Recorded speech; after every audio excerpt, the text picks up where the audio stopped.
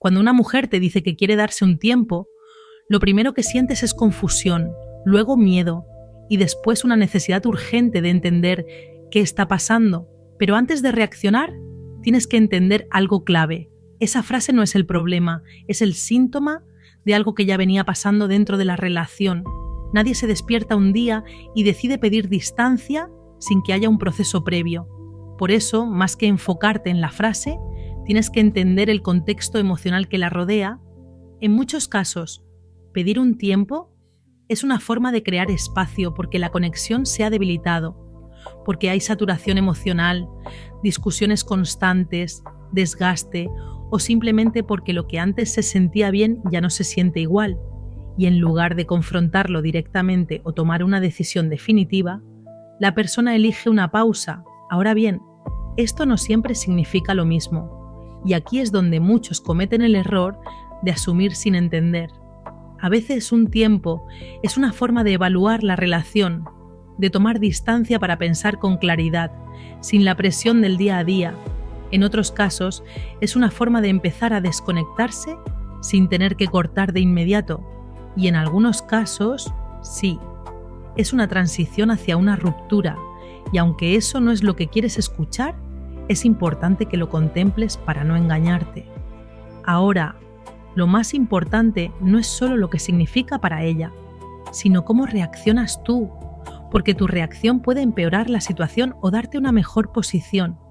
El error más común es entrar en pánico, empezar a insistir, a preguntar constantemente, a buscar respuestas inmediatas, a intentar convencer.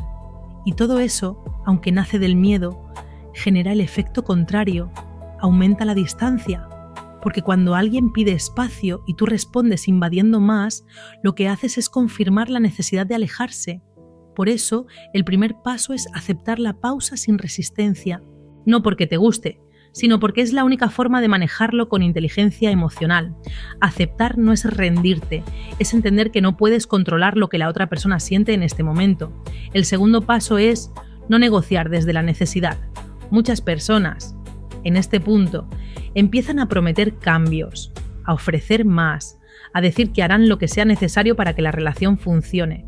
Pero cuando haces eso desde el miedo, pierdes valor, porque no estás actuando desde convicción, estás reaccionando desde la inseguridad, y eso se percibe. El tercer punto es observar. Este tiempo no es solo para que la otra persona piense, también es para que tú analices la relación con claridad, sin la intensidad emocional del día a día. Pregúntate si realmente esa relación te estaba aportando, si había equilibrio, si había respeto, si había coherencia, porque muchas veces te enfocas tanto en no perder a la otra persona que olvidas preguntarte si esa persona también te estaba eligiendo a ti de la forma correcta. Otro aspecto importante es entender que el tiempo revela intenciones. Cuando alguien se toma un espacio, lo que haga durante ese tiempo habla más que cualquier explicación. Si hay interés real, si hay conexión, si hay intención de reconstruir, se va a notar en la forma en que retoma el contacto, en la coherencia, en el esfuerzo. Pero si lo que hay es distancia, indiferencia o confusión prolongada, también es una respuesta, aunque no sea la que quieres. Aquí es donde necesitas claridad emocional. No puedes quedarte esperando indefinidamente, porque eso te coloca en una posición de dependencia.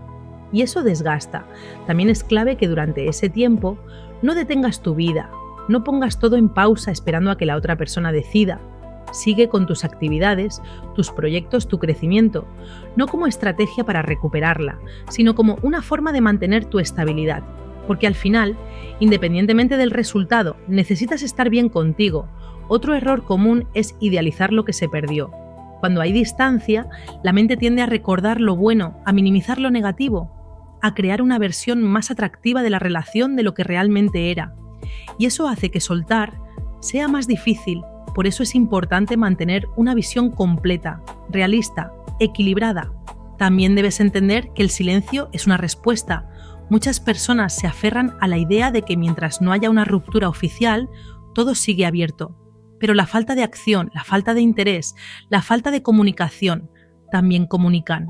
Y aprender a leer eso te evita quedarte atrapado en una espera innecesaria. Otro punto importante es que no puedes controlar el resultado, puedes hacer las cosas bien, puedes manejar la situación con madurez, con respeto, con inteligencia emocional y aún así la otra persona puede decidir no continuar. Y eso no es un fracaso, es una realidad que tienes que aceptar, porque las relaciones dependen de dos, no de uno. Y finalmente, tienes que entender que tu valor no depende de si alguien decide quedarse o irse.